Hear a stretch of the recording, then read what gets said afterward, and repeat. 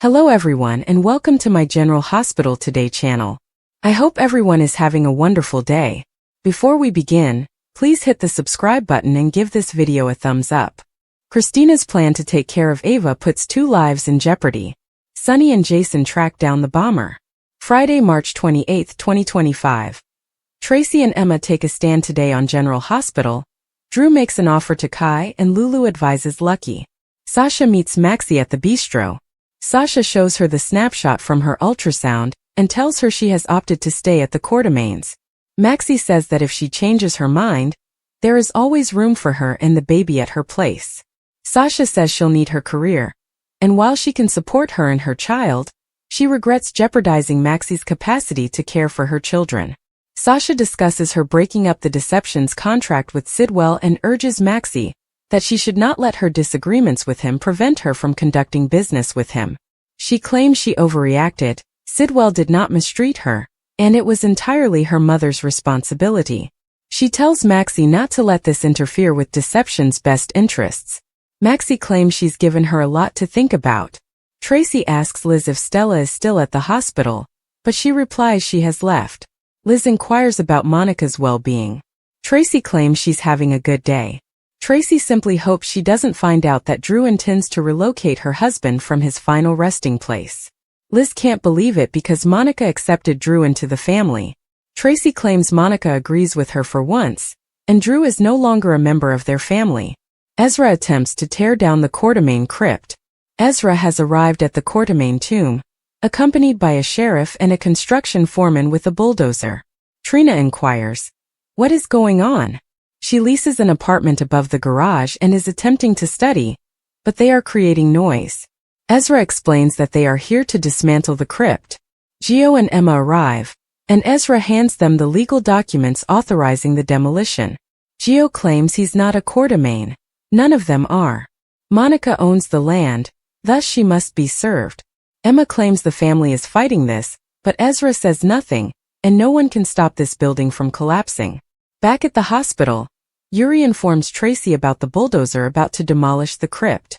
He is holding the papers that he was just served. Back at the crypt, the sheriff claims to have served Yuri with the paperwork, but he believes it is still illegal because he does not own the house. Ezra doesn't care and orders the building workers to get started. Emma tells Gio and Trina to stall and flees. Trina starts recording on her phone, and she and Gio point out that there are family remains down there, and unearthing them is not only unethical, but also a health risk. The construction foreman says he doesn't deal with dead bodies and goes away. Gio claims he is a registered voter and a Catholic, and that his constituents would be outraged by his handling of the Quartermaine family members' remains. Ezra believes there is no use in delaying this. Emma reappears, binds herself to the crypt door, and threatens to demolish the structure over her dead corpse. Ezra orders the sheriff to arrest her. Tracy appears and threatens to phone her buddy, the judge, and report the sheriff to him if he touches the young lady. Emma, meanwhile, urges Trina to take notes and Gio to phone her grandma. Ezra orders the sheriff to arrest Emma again, but Tracy threatens to take his badge if he approaches her. Tracy sits next to Emma, symbolically chaining herself to the young woman with her long rope necklace. Tracy informs Trina, who is recording everything, that this is not about environmental protection, but rather about Congressman Kane's vendetta against her family. Anna finally comes and is astounded to discover Emma bound to the mausoleum, wondering why. Emma claims she is fighting for what is right. Ezra asks Anna whether she will perform her job and remove her granddaughter and Tracy. Anna requests the demolition order, reads it, and instructs her team to retrieve the bolt cutters. Anna apologizes to Emma and Tracy, but she must follow the law. Drew has scheduled Kai for additional speeches for the sports effort. He assures Kai that people appreciate him, and that he has much more to contribute than just football. Kai notes that this is good because he will never go pro. Drew asks whether he is certain about that. Kai tells him that his injury precludes it, and Trina has helped him accept it. Drew asks if there is a safe method to play football. Kai would. Drew reveals that he knows a lot of specialists around the world, including one who may be able to assist him. Kai claims he does not have the money or resources for such a doctor, but Drew does. Kai wonders why he would aid him. Drew believes he has a great future ahead of him. Kai believes he must want something in return, but Drew disagrees. Drew suspects Trina and Curtis have made disparaging remarks about him, but he needs first hear his side of the story. Drew gives him a quick explanation of what happened between him and Curtis, and he adds he would never force Kai to pick between him, Trina, or Curtis. Kai believes having a protege in the NFL would benefit Drew's career. But what if he pays for the treatment, but is still unable to play football? Drew believes that whether or not he plays football, he is on the right track and that investing in his future is a wise decision. Drew offers him information on the doctor and the surgery, and if he wants it, he should go for it. The sooner it is conducted following the initial damage, the greater the chances of recovery. Kai is grateful to him. Lulu stops by the closed Charlie's to visit her brother, as he spends all of his time at Liz's and she rarely sees him. He reveals that they are planning a vacation back to New York, and he hopes Aiden can stay with her and her mother. Lulu asks if he is certain he wants to do this. Returning to a place that was meaningful to them can be perilous. If he can't reproduce the magic of that first trip, it could taint the memory that means so much to them. According to Lucky, the purpose of this voyage is not to recover the past, but to explore future possibilities. Lulu inquires about his hopes for a future with Elizabeth. He confesses he wants a future with her, but he also understands she may not want to take another chance on him. All he can do is put himself out there and be hopeful. She says he's braver than she is, and she's not sure what she wants. She is aware, however, that Aiden's mother would like having him remain with them. Christina pounded on Ava's door. Rick hides in another room after reconciling with Alexis, not wanting to jeopardize his peace with Christina's mother. Ava allows Christina in and advises her not to stand near the window. Christina cannot believe she is making a joke about her baby's death. Christina then questions who she believes is taking her father back to court over Avery. Ava claims Sonny is clearly unfit to care for their daughter. She also mentions that one of Sonny's rivals bombed his house, and Avery could have been present. She claims that Avery is better off with her, and will seek an increase in child support to assist care for her. Christina cannot believe she would treat her daughter in this manner. Ava explains that as a mother, she will do anything to protect her child, which Christina is unaware of because she is not a mother. Ava claims that Avery could have discovered Sonny on the floor, and that if his opponents are aware of his condition, Avery may be put in danger if they pursue her father. Christina feels it's too late for Morgan and Adela, but she refuses to let Ava take her father away. She claims she'll stop her. Christina storms out, and Ava tells Rick that he witnessed Christina threaten her. Rick believes Christina's reaction suggests Sonny's condition is critical, but his brother is never more dangerous than when his back is against the wall. Liz calls Rick, interrupting their conversation. The nurse has the knowledge he needs to aid Portia. When she hears Ava in the background, she offers to drop the documents off at her apartment. Ava asks what was going on as she hangs off the phone. Rick says that Liz is assisting him with Portia's defense. Ava accuses Liz of manipulating him. She cares more about Jake than Portia, and he has violated attorney-client privilege by bringing Liz in. He gave her knowledge that Liz may use against him. Rick claims Liz would never hurt him and only wants to help Portia. Meanwhile, Christina goes to the parking garage, finds Ava's parking spot, and then finds some bolt cutters on a tool rack. She has no idea Rick's automobile is in Ava's area. Liz returns to Ava's apartment with the documents for Rick. She exits since she does not want to disrupt anything that is happening on here. Rick hurries after her to explain, and Ava tells him to take his time getting back. Christina goes at Charlie's, and Lucky asks where she has been as it is almost time to open. Christina tells how she had a heated argument with Ava, lost it, and committed a mistake. But she's going to fix it and hurries out. Lucky pursues her, wondering what she's done. Christina speeds away in her car and attempts to reach Ava. Ava is at home, sipping a martini and ignoring her call. Meanwhile, Rick gives Liz a ride home because Aiden has her car, and he wasn't about to allow her call a rideshare given her assistance. Liz asks if she can do anything extra to assist Portia. Rick wonders if she truly wants to assist Portia, or if she is just trying to get information out of him. Liz cannot believe what he is accusing her of and encourages him to ease down. Rick claims he is unable to do so because his brakes fail. The automobile goes off the road. Sonny and Jason want answers. Sunny and Jason are heading to Toronto to locate the assassin who put the explosives. Sunny aims to obtain the identity of the man who hired him and hold him accountable for Michael's anguish. Jason wonders what he will do when he discovers Selinsky. Sunny honestly doesn't know. Selinsky returns home to his Toronto flat and discovers Sunny sitting in a chair, pointing a gun at him. Sunny orders him to slide his rifle over and he does. He is aware that he is the perpetrator of the bombing that harmed his son at home. He will let him live if he reveals who hired him. The hitman says Sunny he can't help him because he doesn't know the client and is paid in cryptocurrencies. Sunny claims that no one would accept a job unless they knew all the specifics. The hitman attempts to flee, but Jason is waiting at the entrance. Sunny once again demands to know who hired him. Selinsky claims he will be removed if he tells them his name. Sunny says he'll at least have the opportunity to disappear, but if he doesn't tell him, he'll shoot him. Crash site chaos. Lucky frantic Sunny says enemy's trail is not cold. General Hospital spoilers for Monday, March 31st, hint that there will be some crash site turmoil, so Lucky Spencer will be concerned about Elizabeth Baldwin. Sunny Corinthos will also indicate that his adversary's trail isn't cold. So let's go over all of the storylines that are set to heat up. Molly Lansing Davis will question if Cody Bell's presence at Charlie's pub is a good idea.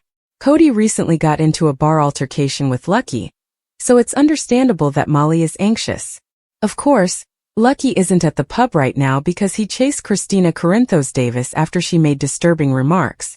Rick Lansing just ran off the road with Elizabeth in the passenger seat, so Lucky will arrive at the disaster site soon. Lucky will rush to reach the injured Elizabeth, but a police will stop him and insist that the paramedics are doing everything they can for her. Nonetheless, Lucky may fear the worst when Liz and Rick are eventually transported to GH. Christina accidentally cuts the brakes on Rick's car, so she is shocked to learn that Rick and Liz were injured as a result of her actions. When Molly learns of Rick's vehicle accident, she will be devastated and may turn to Cody for assistance. Next, let us discuss Anna Devane, who interfered at the Quartermain crypt after Emma Drake bound herself to the building in protest. Anna recently requested bolt cutters, so Emma is already feeling deceived. Emma will be taken aback by a statement made by someone on Monday's episode of General Hospital, which could be part of Anna's lecture. Emma might accuse Anna of hypocrisy for encouraging her to keep out of trouble, while her grandmother has been in plenty of it over the years. At some time, Max Scorpio will allow Anna to examine some material that may alter her perspective, so we'll see how she handles things as the drama progresses. Drew Quartermain will take orders over the phone for the Quartermain crypt. Get it done. I don't care how you do it, Drew warns in Monday's promotional video.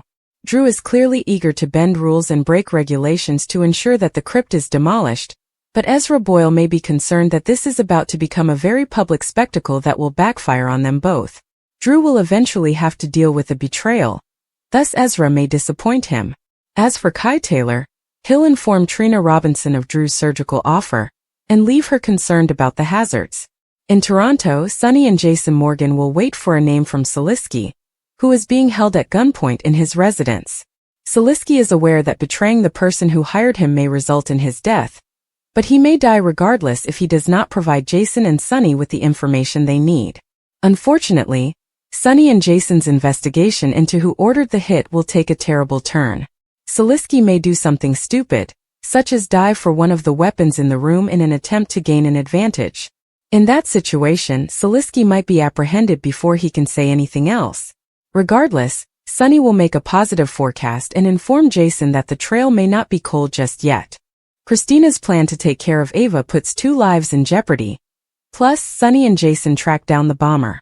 In the high-stakes world of General Hospital, danger lurks around every corner, and the latest twists in Port Charles prove that no one is ever truly safe. Christina Corinthos Davis, determined to protect her loved ones, devises a risky plan to take care of Ava Jerome, a move that could have deadly consequences for not 1, but 2 lives. Meanwhile, Sunny Corinthos and Jason Morgan are hot on the trail of a mysterious bomber, racing against time before another explosive attack rocks the city. With tensions rising and loyalties being tested, this gripping storyline promises shocking revelations, heart-pounding action, and unexpected alliances. Christina's dangerous gamble. A well-intentioned plan gone wrong.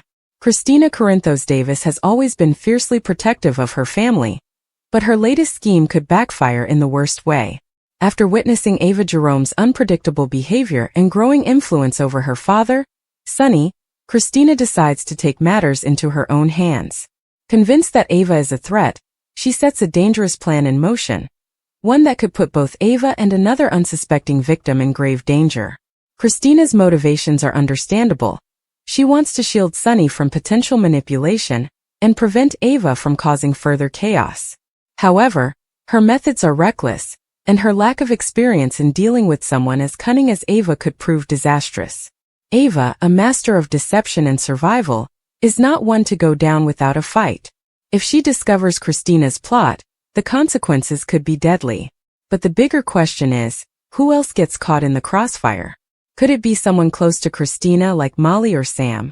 Or will an innocent bystander pay the price for her actions?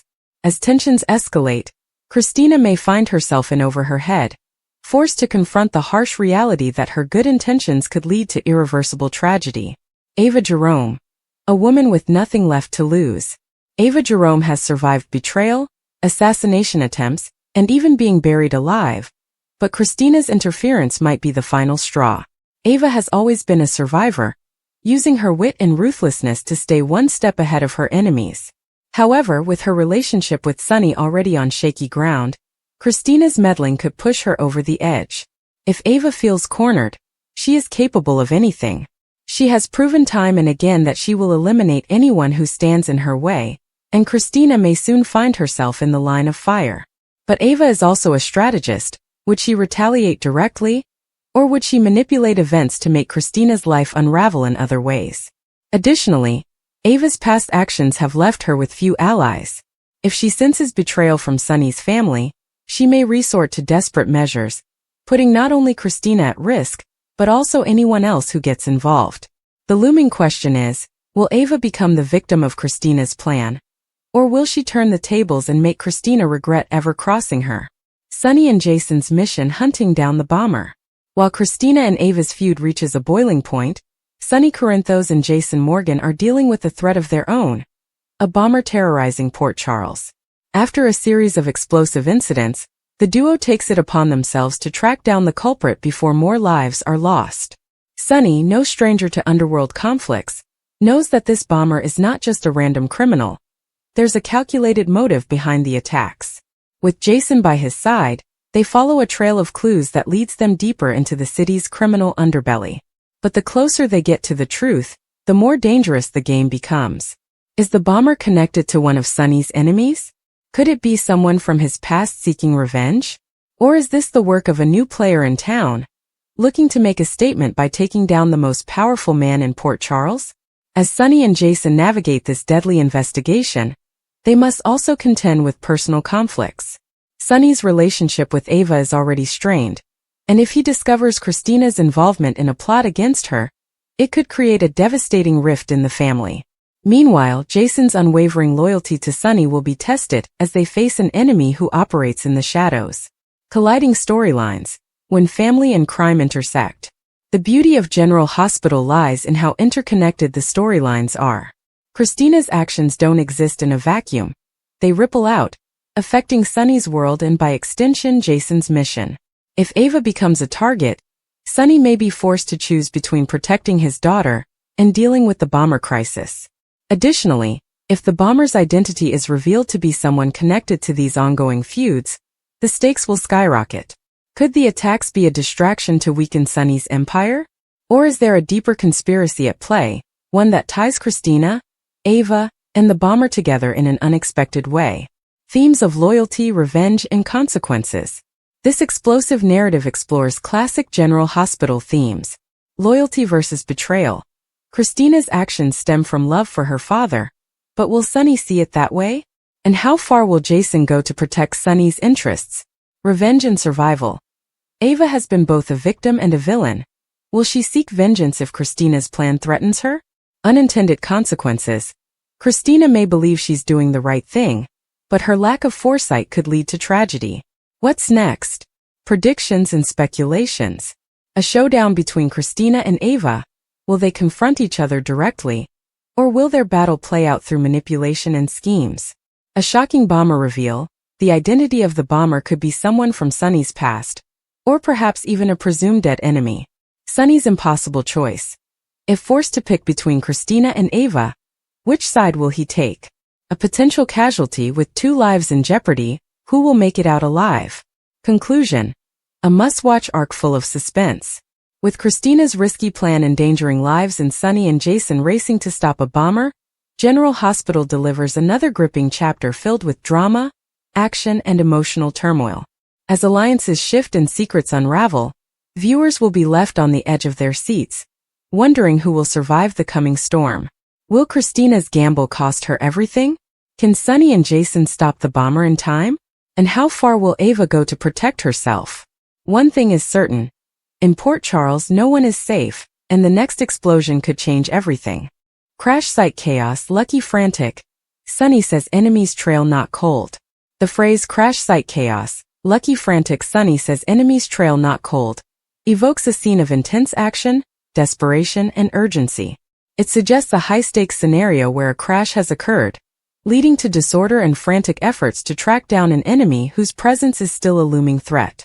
The name Sunny implies a key figure, perhaps a soldier, detective, or leader, who insists that the enemy is still within reach, urging immediate pursuit despite the surrounding turmoil.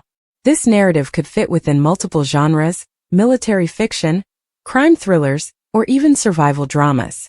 Below, we will explore the potential depth of this scenario, breaking it down into themes of chaos, luck, pursuit, and leadership. 1. The crash site. A scene of utter chaos. A crash site is inherently chaotic. Whether it's a plane wreck, a vehicle collision, or a downed spacecraft, depending on the genre, the immediate aftermath is one of destruction, confusion, and often tragedy. Visualizing the wreckage.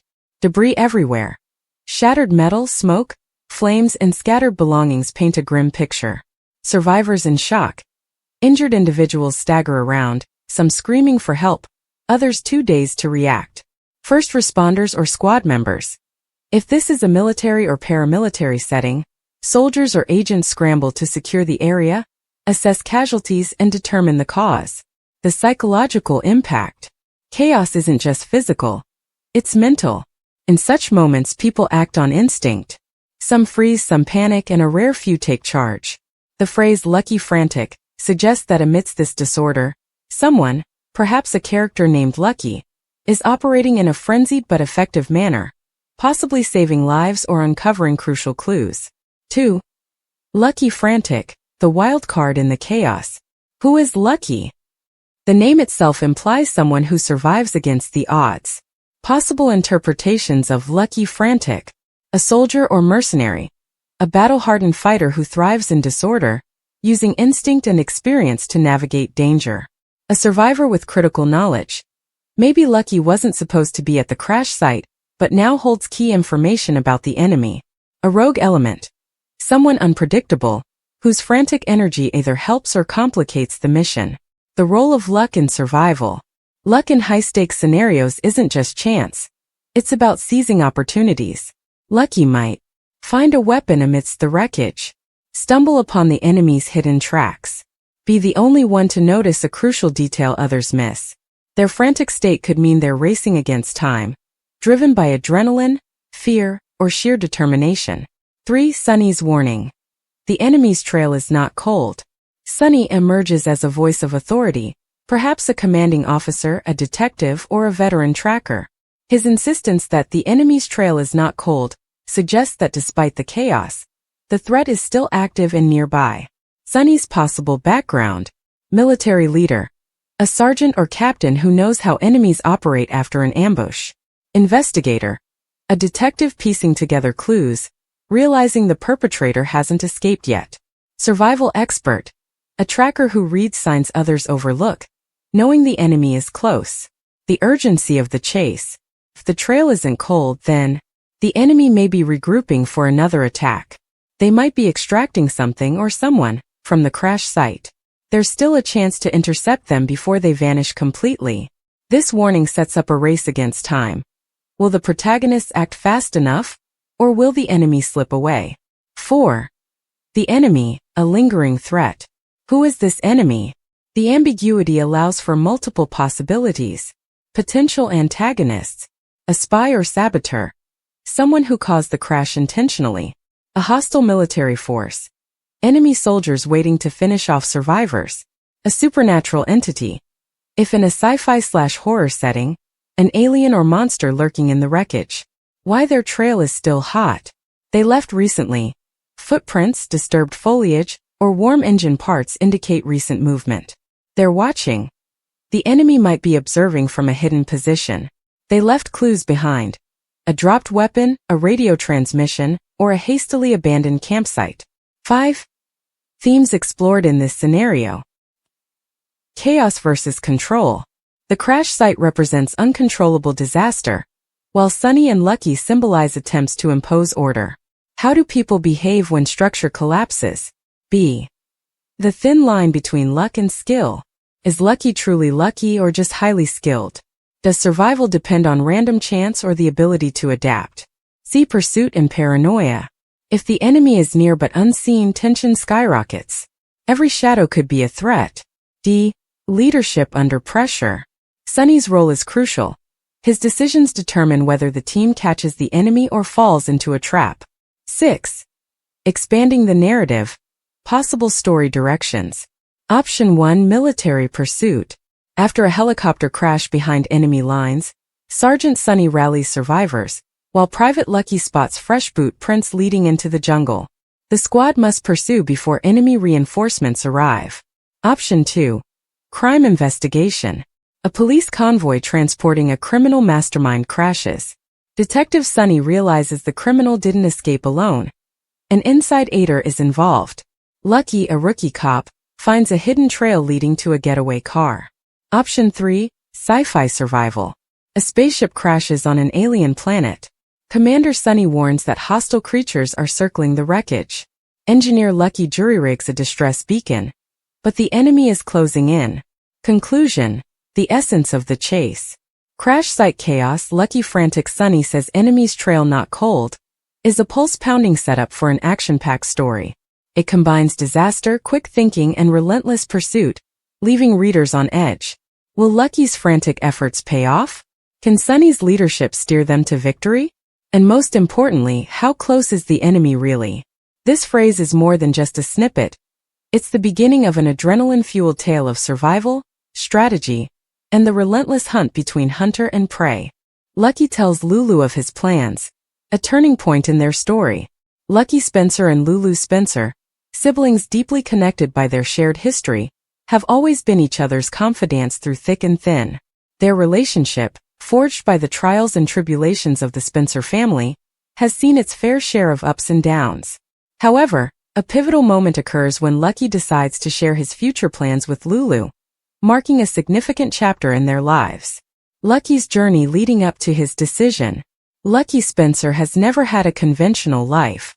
As the son of Luke and Laura Spencer, he was thrust into a world of adventure, heartbreak, and unexpected twists from an early age. Over the years, Lucky has experienced personal struggles, from battling addiction to enduring complicated relationships. Despite these challenges, he has remained a strong-willed and determined individual, always striving to find his place in the world. At this juncture in his life, Lucky finds himself at a crossroads. He has spent years in Port Charles, navigating the complexities of being a cop, a father, and a man searching for deeper meaning. The weight of his past, combined with his aspirations for the future, compels him to make a decision that will significantly impact his life. Before taking action, however, he turns to the one person who has always understood him best, his sister Lulu. The conversation between Lucky and Lulu. When Lucky sits down with Lulu to reveal his plans, the atmosphere is thick with emotion. Lulu, always the perceptive and fiercely loyal sister, immediately senses that something important is about to be discussed. Lucky's demeanor is serious, yet there is a hint of relief in his eyes, an indication that this conversation is long overdue.